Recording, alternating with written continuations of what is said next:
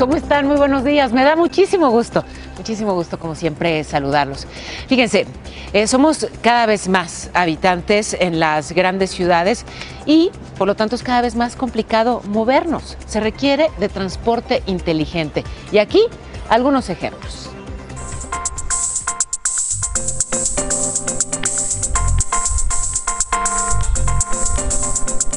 El transporte es uno de los mayores problemas a los que se enfrentan las ciudades. Más del 50% de la población en el mundo vive hoy en día en ciudades y se espera que esta cifra suba al 70% en el 2050. De ahí que sea indispensable que el transporte esté a la altura de la evolución de las ciudades en el mundo. En distintos países existen ejemplos que dan cuenta de que el transporte en las ciudades puede no ser solo eficiente, sino inteligente. En Barcelona, por ejemplo, se instaló un nuevo sistema de sensores en autobuses, de flotas municipales y otros vehículos para aumentar la seguridad vial. Es el sistema Mobileye, que utiliza señales de luz y acústicas para advertir a los conductores sobre posibles colisiones antes de que sucedan. También puede identificar información sobre manchas negras en las vialidades, que tienen mayor factores de riesgo, y poder evitarlas en el futuro.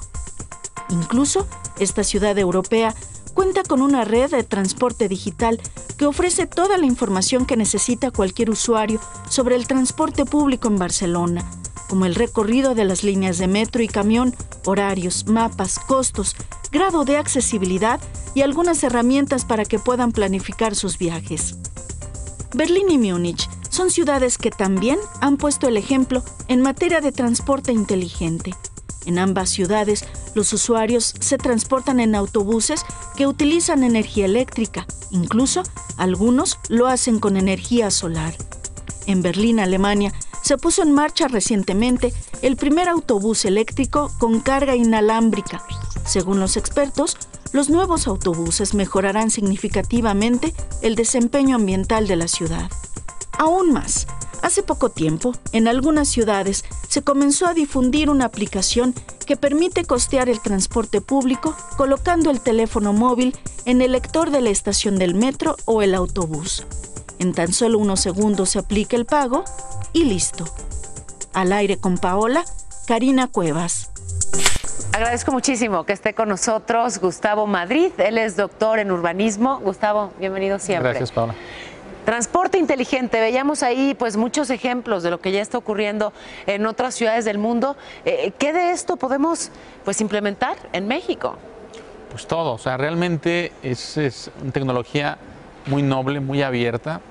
Depende mucho de que los concesionarios de transporte público y las empresas y gobiernos que se encargan de la implementación del transporte público abran su información, con el objetivo de que nos movilicemos en la ciudad de forma más eficiente, ahorrando tiempo y sobre todo energía, que se traduce en reducir los niveles de contaminación en la ciudad. Que vaya, que es un tema en la Ciudad de México. Pero a ver, qué importante lo que lo dices, esto que dices, porque pareciera que es costosísimo, es impensable para este país. No, no es costosísimo, no es un tema de presupuesto, es un tema de resistencias de aquellos que traen el negocio de hace muchos años, ¿no? Sí, y de apertura de datos. El movimiento de Open Data, que es básicamente darle a la gente esos datos para que ellos los tomen y diseñen aplicaciones y tecnologías que después las pongan al servicio de los usuarios, ya sea de forma gratuita, como lo hacen muchas ciudades en el mundo. Muchas ciudades